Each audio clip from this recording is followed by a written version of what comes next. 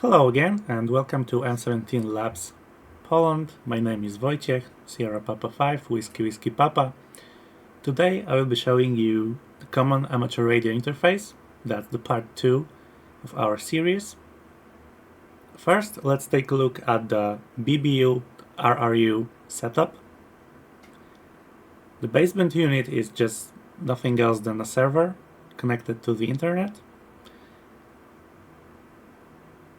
And the remote radio unit is nothing but a transceiver. The most interesting part is that they are both connected using optical fiber. This is something that is not widely seen in amateur radio. The next very important thing is that the remote radio unit can be placed very close to the antenna, making the coax run lengths very short, like a few feet at most, instead of hundreds of feet. So that being said, let's move on and let's start transmitting and receiving. I've got my RTL SDR connected over USB to my PC and I'm running SDR++. We are tuned to 438.8125 MHz. There is a frequency peak right here in the middle. Don't worry about that. It's caused by the USRP that I've got turned on, but it's not transmitting anything yet. It's disabled, but still there is that tiny frequency peak. So let's try and transmit M17 now at this exact frequency. There you go. So the setup is as follows. We've got the RTL SDR connected to my PC. Then, just under a meter away, we've got a USRP B210 transmitting M17 over RF, of course. This is how the spectrum looks like, and the decode is solid, as you can see by the symbol plot right here. Now let's move on to the carry and the remote radio unit. We've got 3 different terminals here. The one to the right is the carry control that runs code on the baseband unit. That's a fancy name for my PC right now. Then we've got the carry host running at the remote radio unit's interface. And this window shows the debug terminal. That's just UART. That's just debug UART available at the RF board. So first let's start with resetting the remote radio unit. That's it. We see that that's the ident string. It shows the firmware revision. So it looks like the device is ready to go. It replied to a ping command sent by the carry host. The carry host is running at the interface board. So both of these terminal windows are actually the same device, but different boards. So this is the RF board. And the lower window is for the interface that has the Raspberry Pi on it.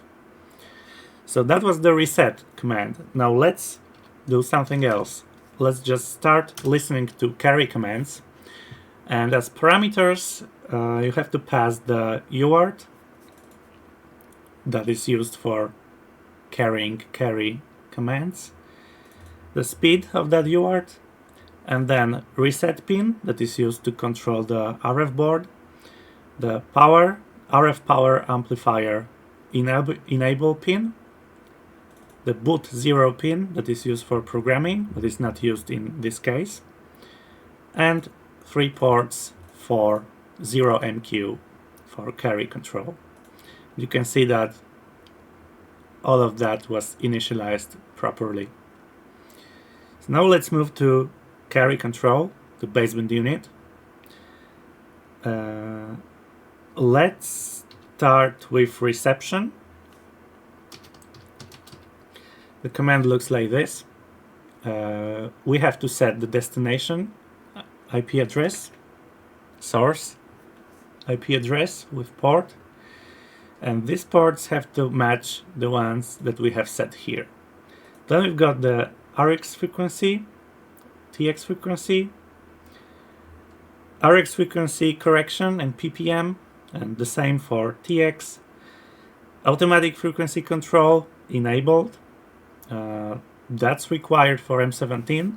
So if there's any frequency drift coming from the transmitter, it can be corrected for, compensated for. Then we've got the power output. We are not going to transmit right now, but we can set that setting because it doesn't hurt. Then lastly, we enable the receiver. So let's run that command. It's going to show you a bunch of info that everything is fine, and after setting all of these settings, the carry controller just exits. This terminal window shows that we have actually received some commands over carry. You can see that all of the replies are 0, which means that there is no problem. There are no errors. This command right here, 09, with the requested value of 1, shows that we want to enable the reception. Now let's move on to the eye plot. That's the eye diagram based on the received signal. Now it's time to transmit M17 on the RX frequency, and that's set to 431.2125 MHz. So this is not correct. We have to tune it to the right frequency and confirm it. And that's the eye diagram. So the distance between the remote radio unit and our USRP B210 is just under 2 meters. They are both on my desk. And the power output is set to 76, but that's not dBms. Not at all. If we reduce the power, you can see that the eye diagram stays solid. And now it breaks, because the signal is very weak now. If we tune to that frequency, it's right here. So you can take a look at the eye diagram and the spectrum of the signal as received by the RTL SDR. So that's not the same receiver. SDR++ shows the signal as seen by the RTL SDR connected to my PC, whereas the eye diagram is for the remote radio unit.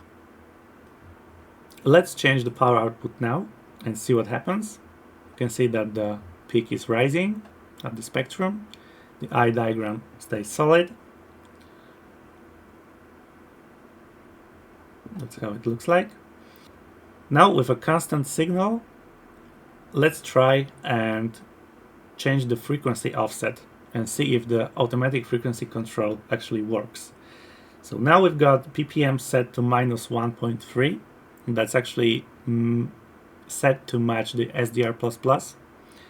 Now if we reduce the value, we can see that as we change it, the eye diagram just goes crazy, but that's because frequency changes are instantaneous, and the eye diagram doesn't have enough time to compensate for that and synchronize, because we are using GNU radio here.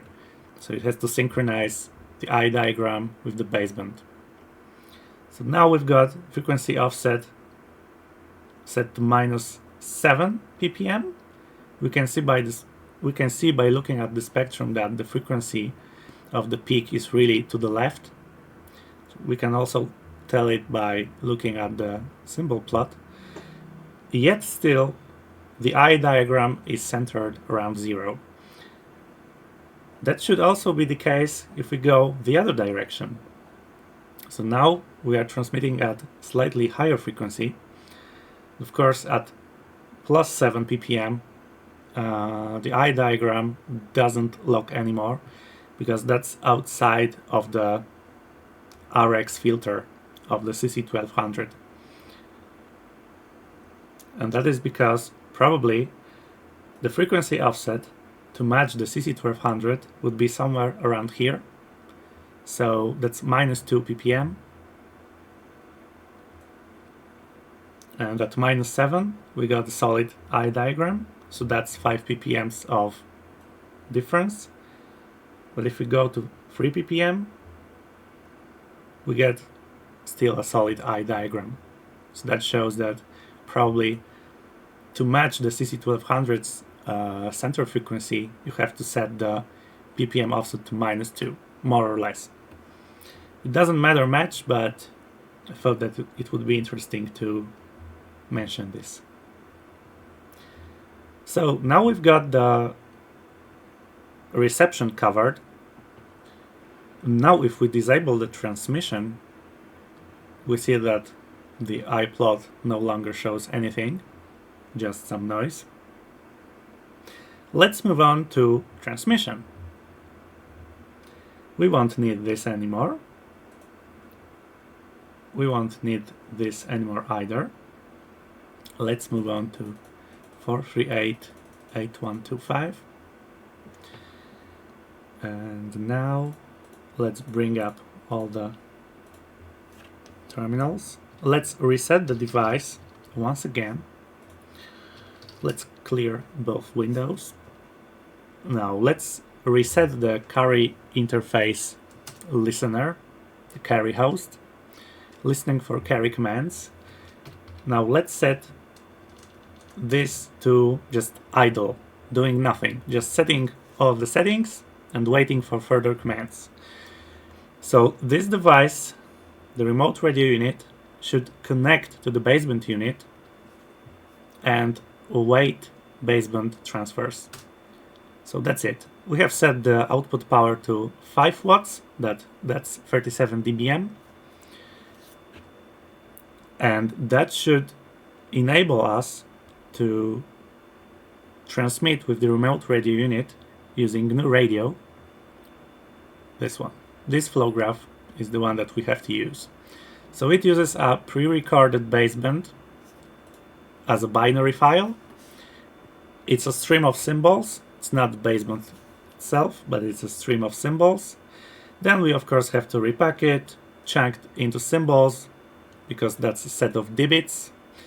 Then RRC filtering, float to signed character, signed integer 8-bit, then throttle at 24 kHz. That's the rate that's expected by the remote radio unit. And then we've got the publisher sync that just passes the baseband samples as a chunk to the interface board for further processing. The further processing is just pushing them over UART. There is no DSP, there's no additional DSP happening there. So now you can see that there is nothing going on at the transmit frequency.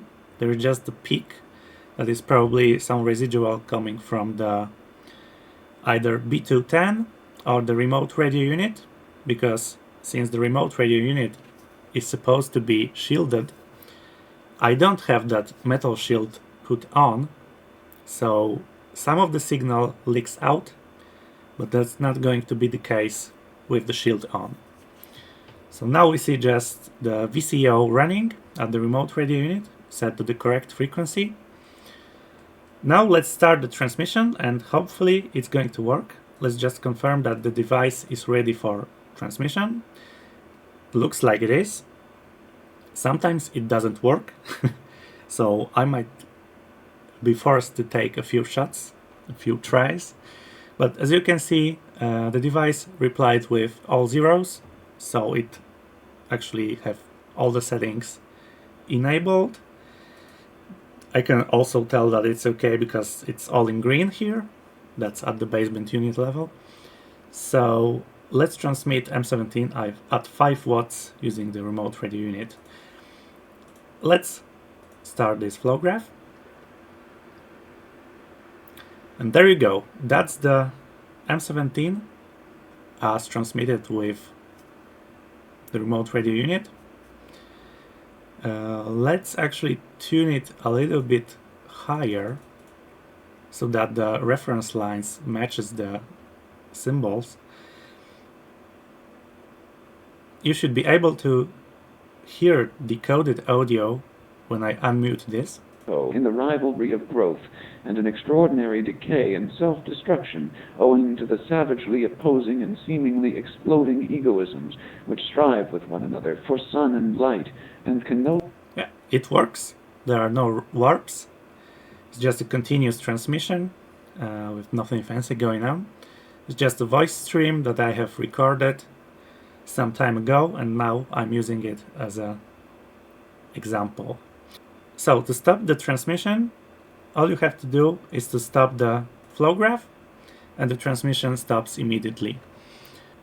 And since I've got the logic analyzer connected to SPI lines of the remote radio unit, also the UART lines, we can take a look at the digital signals that actually make all of this possible.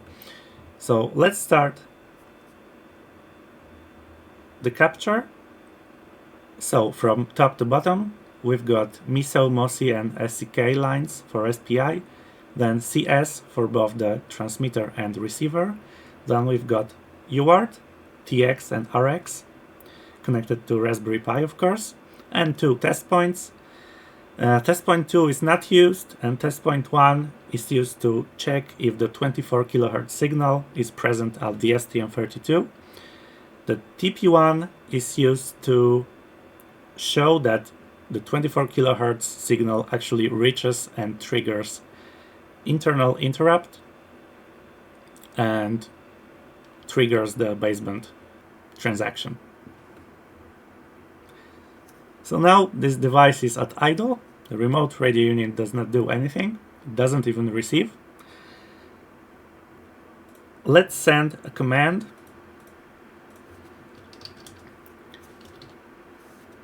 for reception. That's RX1. We should be seeing RX line going crazy now. That's it. Let's pause it right here. So this is when we started the reception. We send the carry command start RX with argument of 1, which is start RX,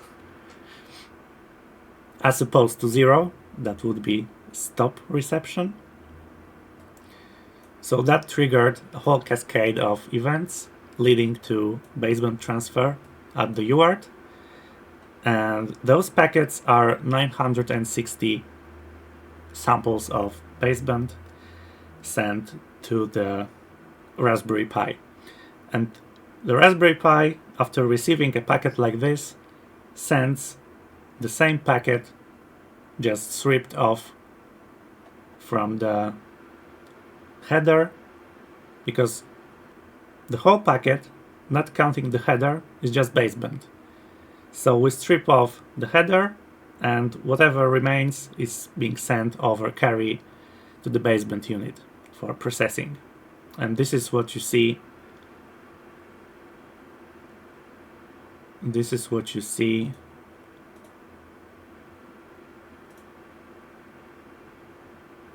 And this is what you should be able to see here. That's the I plot for the baseband that is being received by the remote radio unit. So now let's stop the reception by sending RX0 command. Unfortunately, we have overflew the UART buffer, but it doesn't matter much. As I told you, the firmware that's running on the device and at the host is experimental and highly bugged, so that's expected. Thanks for watching this video. I hope it was informational and entertaining enough. See you next time. 7-3.